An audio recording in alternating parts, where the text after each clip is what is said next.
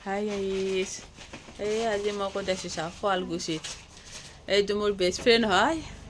এটা সময়ত আমি দুটা কি আছিলোঁ জানা এই কিবা ড'জিছো এক জান আছিলোঁ দুটা লগ লাগি বেচেৰীৰ অৱস্থা চাইছোঁ একদম এনেকুৱা অৱস্থা হৈছিল তাৰমানে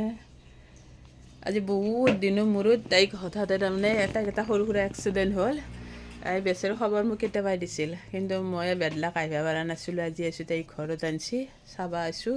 চবে তাইৰ কাৰণে দোৱা কৰিবি বেছি যাতে সোনকালে ভাল হয় এই চাই মুখৰ অৱস্থা নোহোৱা হৈ গৈছে কিনে সৈতে আগৰ অৱস্থা নাই এই দুটা তাৰমানে তাই শুৱালকুছিত থাকে মই বাইহাটা চাৰিআলিত কিন্তু তথাপিও তাৰমানে এনেকুৱা আছিল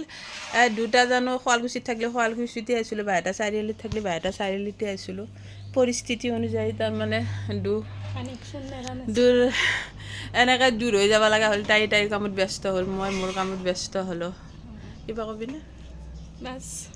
এটাই ক'ম দোৱা কৰিব দে মোৰ কাৰণে যাতে দোৱা কৰে সোনকালে ঠিক হওঁ আৰু বেছি দিন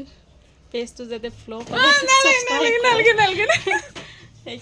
মই আজি কিন্তু কোনো স্বাৰ্থত কোৱা নাই দেই মই কিন্তু তাই যিখিনি কৰি আছে সেইখিনিৰ কাৰণে কৈছোঁ নাই আগবাঢ়ি যাওঁ আৰু মোৰ কাৰণে দোৱা কৰিব সোনকালে মই কোৱা নাই ৰাইজক এটা কথা কৈছোঁ ছাবস্ক্ৰাইবো কৰিব নালাগে বইনি কোনো